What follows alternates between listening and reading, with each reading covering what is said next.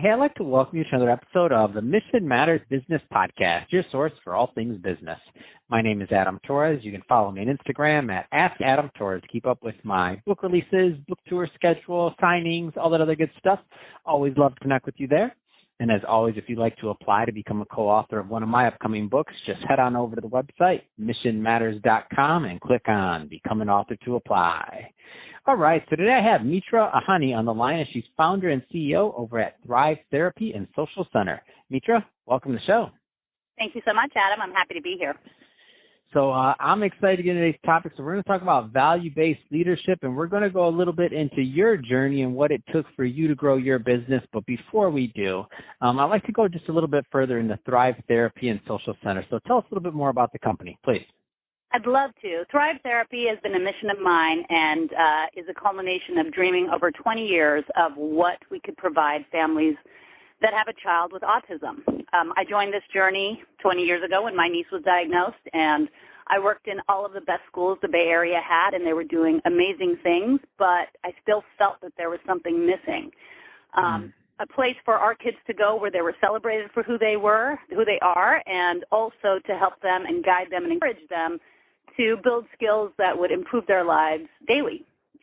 We wanted to have fun. We wanted joy to be part of therapy. We wanted to make sure that our kids were a huge part of the process of their journey of learning, and we were there to guide them, and making sure that we also encouraged them to enjoy their childhood in the process, that we can't go back and redo childhood. So we wanted to make sure that we opened up a place where families felt good bringing their children, kids were excited to come and learn, and our staff would have equal share in that excitement. No, that's amazing. And so there's a lot of people, entrepreneurs out there that, have ideas and they want to start something. What was that tipping point for you, or what kind of drove you to start Thrive Therapy and Social Center? So what was that moment that you're like, I have to do this? Great question. Like I said, I worked in all of these wonderful schools, but I knew, because I am an aunt of a niece with autism, that when they went home, it wasn't necessarily as much fun as I would like it to have been. And I kept looking for that place where when I walked in, everybody was excited. We were, having a good time and also teaching kids. And I searched high and low and came to the realization that if I didn't do it, it wasn't going to happen. And wow. It was, when we first designed the space, it was really, people came in and said, can you do this? We didn't do individual therapy rooms. We took time designing it. We thought about what somebody with autism would like. They don't like bright lights, a lot of them, so we made sure to diffuse the lighting. We wanted it to be pretty. We wanted them to be excited to come because learning is actually quite exciting. And so I opened the doors with literally myself as the speech therapist. I had an assistant with me, an occupational therapist, and a front desk, and about 4 clients, and they loved it. And 4 clients turned into 50 clients, turned into 60 clients, 4 staff turned into 20 staff, 30 staff, 40 staff, and so we're in about year 7 now, and I think we're at about 200 kids and around 70 staff, and they're excited to come. Actually, the problem we had was getting the kids to leave, which is a great problem. I had to buy a treasure chest full of little keepsake toys that they could take home with them. And so we knew right away that the model was going to work. We were in 6,000 square feet. We filled up pretty fast and moved into 10,000 square feet about a year and a half before COVID visited us and changed our model for the time being. But of course. And that's been a very important journey as well. It's shown us how important our work is, that we're essential. And I have a team of people that stood up when the entire world stopped. I mean, really wanted to know how we could help, how we could get into the homes, what we could do. So it's been unbelievable to work with the people that I've gotten to work with, too. I just feel so lucky every day.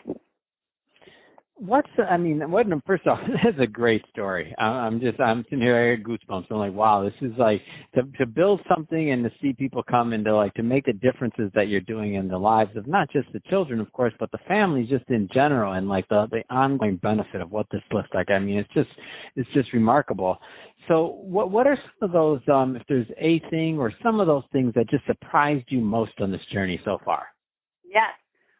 When I built Thrive, when we started it, I was very lucky in that an insurance mandate had gone through right before we opened. And I had said to myself, I knew that the kids needed it, so we were going to do this no matter what. And the insurance mandate actually went through, and we were able to be funded through insurance companies.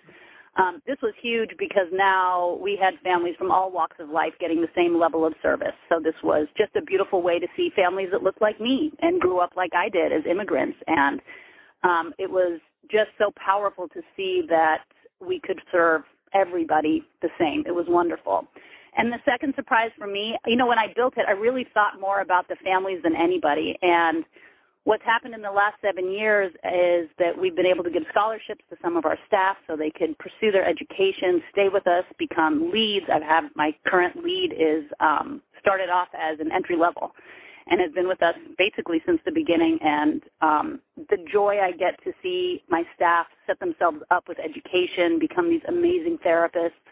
They don't always stay forever, of course, as much as I'd like to, but I also know that as they go out, they see there is this alternative way to provide therapy where joy is the heart of what we do, and having fun isn't an option. Having fun and learning these things do go hand in hand. And it's just been amazing to keep in touch with these guys as they go to other places and come back and say, hey, I'm really working on making sure that everybody understands there's this whole other way, or kept in touch with a lot of people that have moved, and they are always looking for a place like Thrive to work. That surprised me because, and I suppose it shouldn't have, because my heart was always in it to make sure we were providing the greatest quality and really caring about families and making sure we could do as much as we could. And that was my focus. And then all of a sudden I met these incredible people that were willing to join this team, and with this crazy leader that was like, we're going to shake things up. And a lot of people walked out of interviews when I said, look, I want to shake things up in the field. And I appreciate their honesty in walking out and saying, I'm not ready for that. But I found people that were, and it's just been, amazing to see that growth in my staff as well. And again, I feel such a small part of it at this point. When we built our core values and put together our culture and what mattered to us, we did that as a group. When we have situations where we have to come up with solutions, we always go back to our core values. We go back to why we're here, and we solve problems from that place.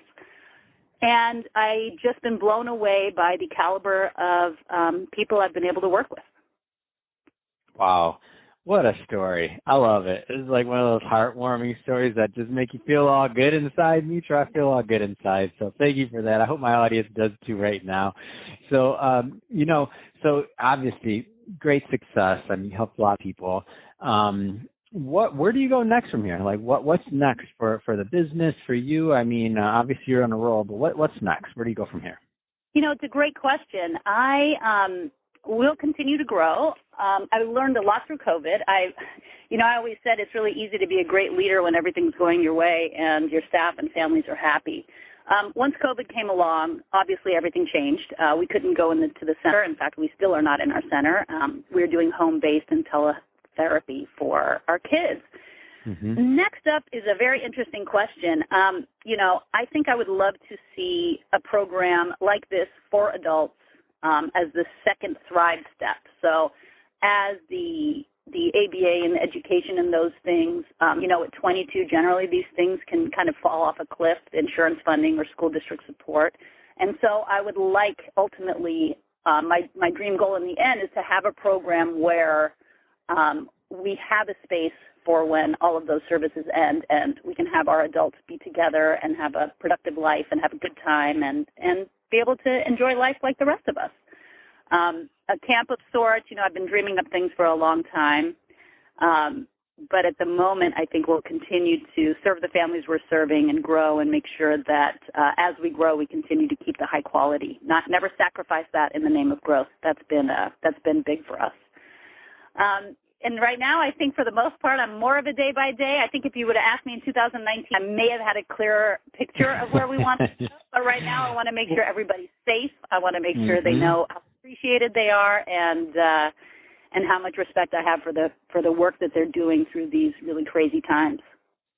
Wow. Well, we appreciate you. So I love to hear the story. And so, final question. So there's some people that are maybe not as far along on their journey as you in terms of entrepreneurship. And, they're just launching an idea. They have some things that they want to do and they're really just starting to get started. What kind of advice, like if you could go back and talk to that Mitra that was just starting out again, like what kind of advice would you have given her that maybe now with the benefit of hindsight, right? And just so that, some of the people listening can benefit from that wisdom, because we all learn through the bumps and bruises and the ups and downs as time goes on. So what kind of advice would you give that Mitra that was just getting started?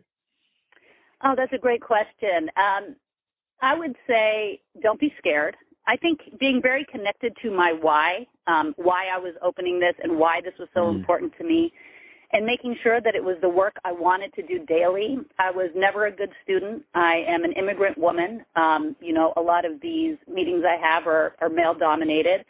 And I think the key is to know that leadership, success, CEOs, founders, there's no one person that fits that mold. I'm not somebody that is great particularly with, finance, for example, but I can hire out for that. What I was always good at was caring about people and caring about how people felt and trying to make sure that everybody's experience was a positive one. This isn't something that was celebrated through my life. Through my life, I was considered very emotional and sensitive. and I don't know, in some ways I think I was admonished for that growing up, but now being in this position as a leader, I think those are some of my strongest skills. And these weren't things, again, that people said, wow, you're so sensitive, you're so empathetic, you'd make a great leader. It was quite the opposite, actually. Nevertheless, I held true to who I was because, quite frankly, I couldn't possibly live my life any other way. I tried, and that never worked. And so I think being really honest with yourself about why you're doing something. Thrive has been very successful financially and, in growth, but it was never my goal to be the biggest or to make the most, or it was my goal to shake up the way things were being done, that we didn't have to take a 5-year-old kid and sit him in a room and try to teach him things. We could actually engage in play, we could connect, and we could have fun. And I knew when families saw that their child was happy to come and that their child was being respected as the individual they were, that we would be successful. But these are all very nuanced definitions of success, right? So if I would have written down my plan and said, okay, Mitra, you're going to make X amount and you're going to have this many staff, that wouldn't have motivated me the way I wanted to prove that our kids could learn in a way that was fun and engaging. So for me, I would say always go back to your why. And if your why sticks, don't worry so much about the how. And it's easy for me to say that now. I cried a lot. I was scared a lot, probably the first 2 or 3 years. But I knew just by the reaction I was getting that this was a space that was needed in this world, and we were going to make it work. And listen, I got a lot of help. This wasn't me just saying, I'm going to do this. My husband helped, and his family helped, and my family helped, and obviously everyone that worked with us and all of my friends who've been along the ride with me for 20 years. I've been very passionate about autism advocacy and fundraising and everything else. It was a lot of people helping and allowing them to help, right? Being able to call them with questions and I guess believing in myself, which, to be honest, has always been the hardest part. Even as I sit here today, wondering why I'm the one having this conversation when I could really give you to, a number of my staff that would give you probably a better interview. Absolutely not. That's nonsense, number one. And I think what's amazing is that your empathy and sensitivity ended up being your superpower. Can you think of another business where you have to be in tune to your clientele, which are these kids, and to be that highly in tune in how they're experiencing just being there, and your staff, and to understand how everybody's interacting. Somebody with a less developed sense of those traits wouldn't be able to pull off what you're doing. It's not just a business model. It's not just, here's a business plan. Here, this is how you do this. You can't do it like that. Does it work like that? You had to design it, and I think a lot of that just came from you. Well, thank you. I appreciate that, and I will try to hear it and absorb it. That is my No, you won't. You already said this guy doesn't know. I already know you. We just met, and I already know. No, you won't. But it's my hope that you will. That's all.